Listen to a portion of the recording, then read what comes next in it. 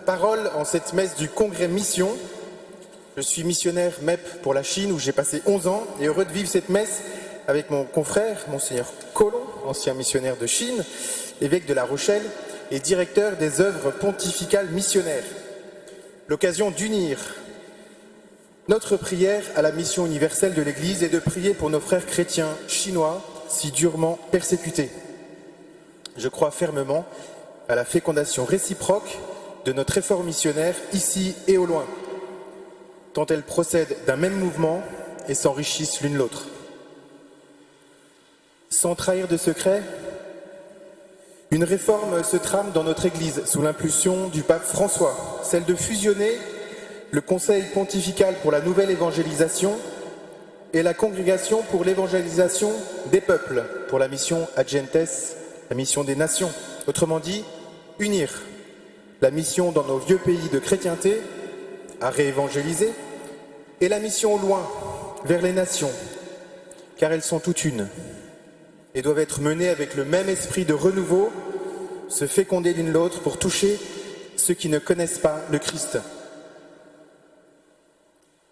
Je suis toujours frappé de voir chez les jeunes volontaires que j'envoie chaque année pour un service au loin, combien ils vivent le volontariat comme une école d'engagement et combien la mission, au loin, les renouvelle et les motive pour l'engagement à la mission ici, au retour. L'esprit de cette réforme est de nous rappeler que la mission est unique et toujours nouvelle. Saint Jean-Paul II, qui a été le précurseur de la nouvelle évangélisation, nous rappelle que la mission est vécue dans la personne du Christ, le premier missionnaire, en qui se vit toute la mission de l'Église. Et sous la conduite de l'Esprit Saint, premier agent de la mission. Je me souviens de la visite d'une jeune volontaire au Laos, Marie-Clotilde, qui œuvrait dans un foyer de jeunes filles, et j'étais frappé par son zèle missionnaire joyeux et communicatif. Je lui avais demandé « Comment tu vis intérieurement cette mission ?» Elle m'a répondu du tac au tac « Par lui, avec lui et en lui. » Tout était dit. La question que nous nous posons aujourd'hui, c'est comment les lectures de ce jour nous poussent un peu plus loin dans la mission, nous encouragent, nous renouvellent dans notre élan missionnaire. Et dans la deuxième lecture, Saint Paul, missionnaire devant l'Éternel, nous lance un défi de taille. Nous avons entendu toute l'épître aux Philippiens tout à l'heure. Nous avons entendu que Saint Paul était dans les fers, emprisonné à Rome, lui le missionnaire, empêché d'annoncer l'Évangile, et comme il doit bouillonner intérieurement d'être arrêté dans sa course, alors il veut transmettre à la communauté de Philippe, la toute première communauté chrétienne installée en Europe, qu'il affectionne donc particulièrement, il veut leur transmettre le zèle évangélisateur et missionnaire qui habite son cœur et qu'il sait lui-même, que lui-même est empêché de déployer. Écoutons Saint Paul, frères, s'il est vrai que dans le Christ, on se réconforte les uns les autres, si l'on s'encourage avec amour, si l'on est en communion dans l'esprit, si l'on a de la tendresse et de la pitié. En vrai, c'est un peu le programme du Congrès Mission, de recharger les batteries, de se réconforter, de s'encourager, de s'évangéliser les uns les autres, en partageant nos bonnes pratiques, nos idées, nos success stories. On vit un beau moment de communion dans l'esprit, une belle soirée de l'effusion de l'Esprit Saint. Bref, on est chauffé à bloc. Et Saint Paul continue. Alors quoi? Ce petit mot de transition annonce un grand challenge. Celui que Paul nous adresse à tous. Sommes nous qui voulons être disciples missionnaires du Congrès 2020. Alors, pour que ma joie soit complète, on peut se dire, c'est aussi la joie de Dieu. Ayez les mêmes dispositions, le même amour, les mêmes sentiments. Ayez en vous les dispositions qui sont dans le Christ Jésus. Chers amis, vous désirez être missionnaires? Vous avez entendu cet appel résonner dans vos cœurs? Alors prenez pour vous à la lettre ce conseil de Paul, car c'est la clé de la mission. Avoir la même pensée, les mêmes dispositions, le même amour, les mêmes sentiments qui sont dans le Christ Jésus. Il ne s'agit pas seulement de l'imiter. Saint Paul est en train de nous dire, vous voyez ce cœur brûlant d'amour et de compassion de Dieu pour l'humanité.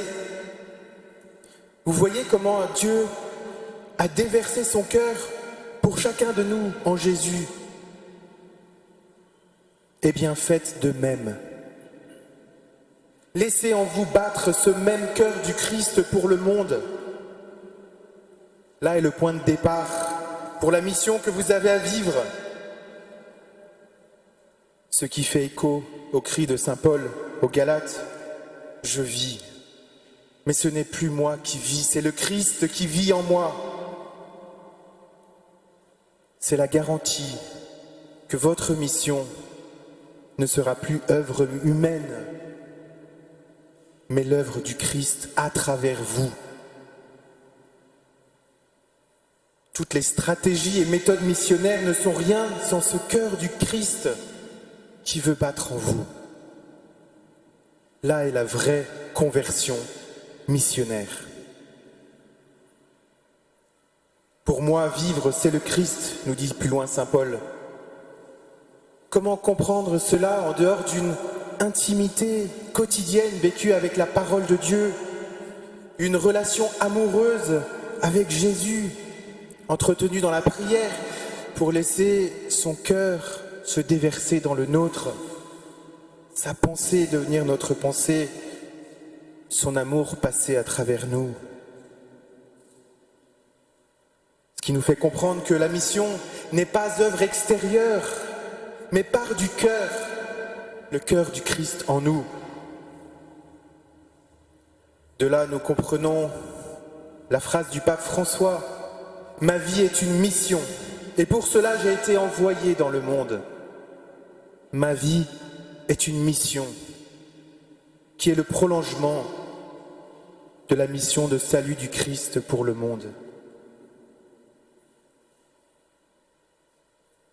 Mais quelles sont ces dispositions du Christ que saint Paul nous invite à faire vivre en nous? Continuons la lecture dans cet hymne que saint Paul cite, l'hymne traditionnellement appelé l'hymne aux Philippiens, que nous prions vêpres, qui appartient à la première communauté chrétienne, la prière de la première communauté chrétienne, et qu'on fait remonter sans doute aux années 30 ou 40 de notre ère, c'est dire juste après la résurrection du Christ. C'est dire l'importance de ce texte qui est peut-être le plus ancien du Nouveau Testament et qui montre que les premiers chrétiens avaient une théologie bien christocentrique, ce qui explique sans doute leur zèle missionnaire.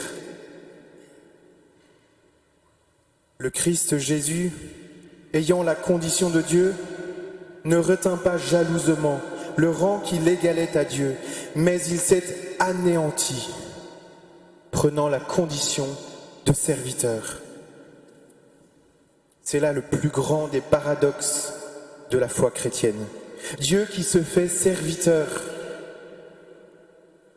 Notons comment le Christ, ici, vient défaire la faute d'Adam, qui lui a voulu être l'égal de Dieu, se hausser à l'égal de Dieu, s'attribuer la divinité. Cette tentation mondaine qui a toujours cours de s'accrocher à ses prérogatives, à ses succès, aux honneurs, aux biens matériels.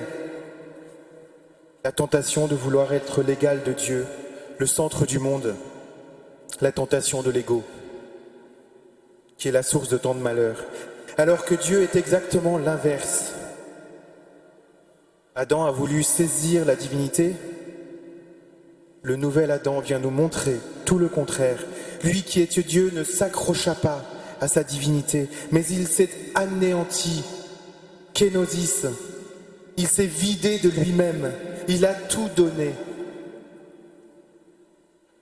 Prenant la condition de serviteur, doulos en grec, qui veut aussi dire esclave.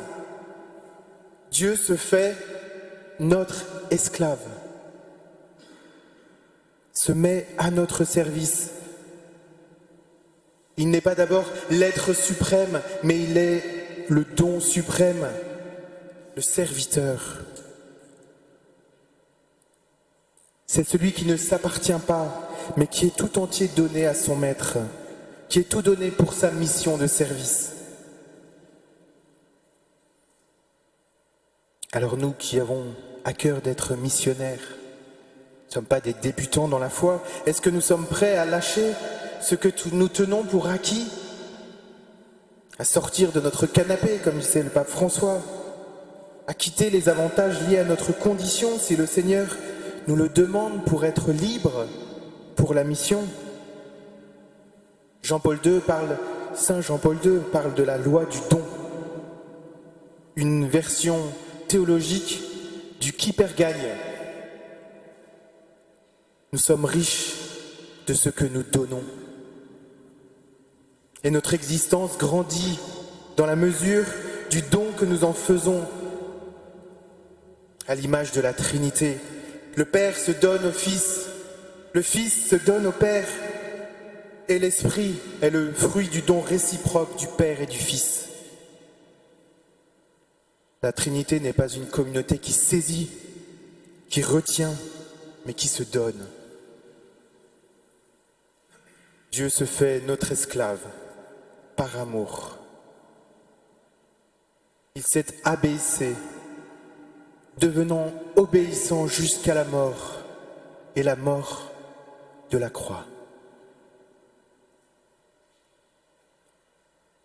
C'est le niveau d'abaissement qu'il a connu pour venir à notre rencontre, pour prendre sur lui toutes les déviances de notre humanité. Il a accepté d'absorber tout ce qui était toxique dans notre monde, au point d'en mourir. Il l'a absorbé et l'a plongé dans sa miséricorde. La croix, avant d'être un pendentif, est pour cette culture l'instrument de torture le plus abject. La mort la plus atroce. Et c'est là que Dieu est allé pour chercher l'humanité perdue, à la limite, à l'extrême. Il les aima jusqu'au bout, nous dit saint Jean. Dieu est descendu au plus bas pour pouvoir aller chercher l'humanité perdue. Nul n'est trop loin pour lui. Voilà le cœur du Christ, le cœur du salut et le cœur du geste missionnaire. C'est pourquoi Dieu l'a exalté. Il l'a doté du nom qui est au-dessus de tout nom. Devant un tel amour obéissant du Fils, Dieu n'a pas dit son dernier mot. Dieu n'exalte pas les puissants de ce monde, mais le Christ qui s'est fait obéissant, serviteur, jusqu'à la mort. C'est pourquoi Dieu l'a exalté par l'action de son Esprit Saint. C'est la victoire de l'amour, la victoire du salut. Et cette victoire que nous voulons vivre en nous pour la partager au monde. De l'extrême de la mort de Dieu surgit un jaillissement de vie, la résurrection qui fonde notre identité nouvelle. Parce que Dieu, dans son exaltation, emporte avec lui ce qui était le plus loin. Admirable échange. Il relève dans le Christ notre humanité en emportant toute souffrance avec lui dans sa gloire. Voilà le résultat de la mission, afin qu'au nom de Jésus, tout genou fléchisse au ciel, sur terre et aux enfers, et que toute langue proclame Jésus-Christ est Seigneur, à la gloire de Dieu le Père. Ici, on a un basculement missionnaire. Qui a fléchi le genou le premier? C'est le Christ.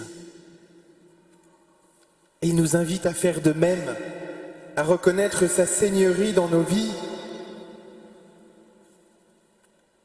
Ici, la mission du Christ est transmise à ses disciples,